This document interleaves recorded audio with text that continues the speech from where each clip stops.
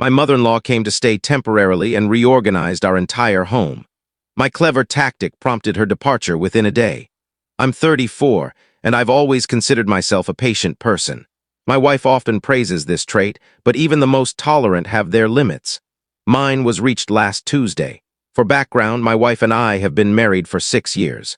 2 years ago, we purchased our first house, a modest 3-bedroom ranch with a nice yard in a peaceful neighborhood. We worked hard to afford it, saved for years, and spent countless weekends painting, repairing, and personalizing it. 3 weeks ago, my mother-in-law called my wife, upset. A severe plumbing issue in her condo required major repairs, and she needed a place to stay for a week or two until the work was done. My wife gave me that imploring look, and as the supportive spouse I strive to be, I agreed. The first few days were uneventful. My mother-in-law arrived with 2 suitcases and settled into the guest room. She made dinner the first night, which was admittedly tasty, and things seemed under control. I work from home most days, while my wife commutes to her office, so I was around the house more than she was. By the 4th day, I noticed subtle changes. The coffee cups were reordered in the cupboard. The cushions on our sofa were rearranged. The dining table had shifted a couple of feet to one side. When I mentioned it to my wife, she brushed it off, saying her mom had particular preferences and it wasn't a big deal. But the changes continued. By the end of the first week, our kitchen had been completely restructured. Spoons and forks once kept near the stove were now on the opposite side of the room. Dishes were sorted by size instead of type, unlike our usual system. One morning, I spent 10 minutes searching for the coffee filters, only to find them in a rarely used cupboard. "This layout is more efficient," my mother-in-law explained when I asked. "Your kitchen was impractical." I held my tongue, reminding myself her stay was temporary. Then the living room was transformed. After a rare afternoon out for a meeting, I returned to find our bookshelf entirely reorganized.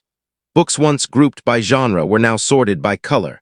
My paperback collection had been stashed in a closet box because it looked untidy. Family photos were rearranged and some were gone altogether. "Where's the photo from our Yosemite trip?" I asked my wife that evening. "Mom thought it clashed with the other frame's style," she replied, barely looking up from her phone. I took a deep breath. "And you're fine with that? It's just a photo. We'll put it back when she leaves," she said. That weekend, I returned from a grocery trip to find our bedroom furniture rearranged.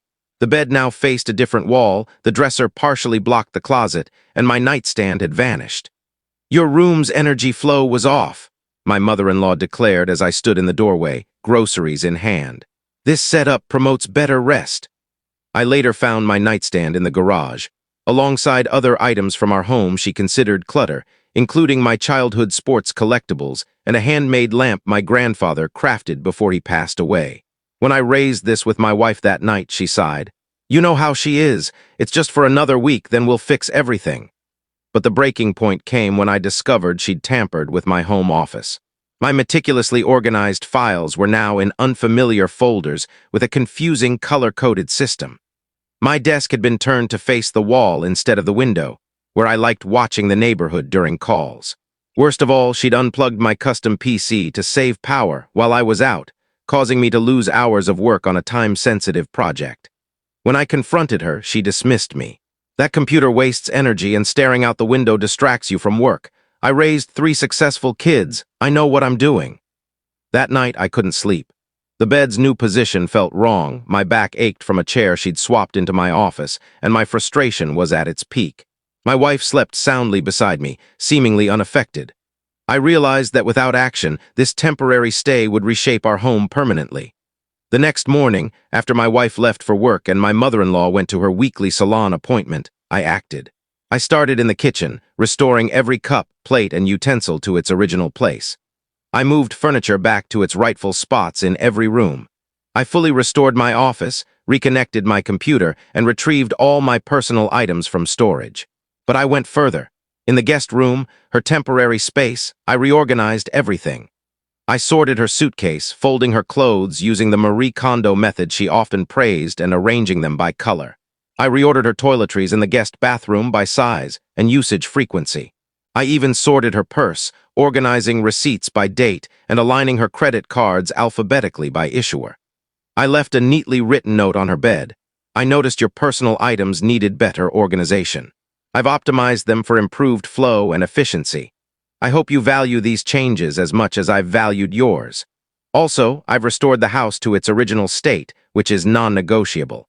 When she returned and saw my work, her reaction was explosive. She stormed through the house, growing angrier with each restored room. When she discovered her reorganized belongings, her face turned a shade of red I didn't know was possible. "How dare you touch my things? This is outrageous and disrespectful," she yelled. With a calm I didn't know I had, I responded, "I thought we were improving each other's spaces. You've been doing it to my home for 2 weeks, so I returned the favor." "That's entirely different. I was helping you live better," she retorted. "And now you know how I feel," I said.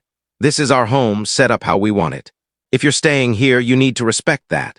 She called my wife in tears, who came home early from work. I showed her the boxes of our belongings that had been hidden, the reorganized office that disrupted my work, and reminded her of the sentimental items labeled as clutter. To my surprise, my wife didn't immediately defend her mother. She looked around our restored home and something seemed to register. "Mom," she said at last, "we need to respect how we've arranged our home. I know you mean well, but this has gone too far." Her mother didn't speak to us for the rest of the day. That evening, she announced a friend had offered her a place to stay that would better appreciate her help. She packed and left before dinner the next day. The repairs on her condo suddenly sped up, and she was back in her own home within a week.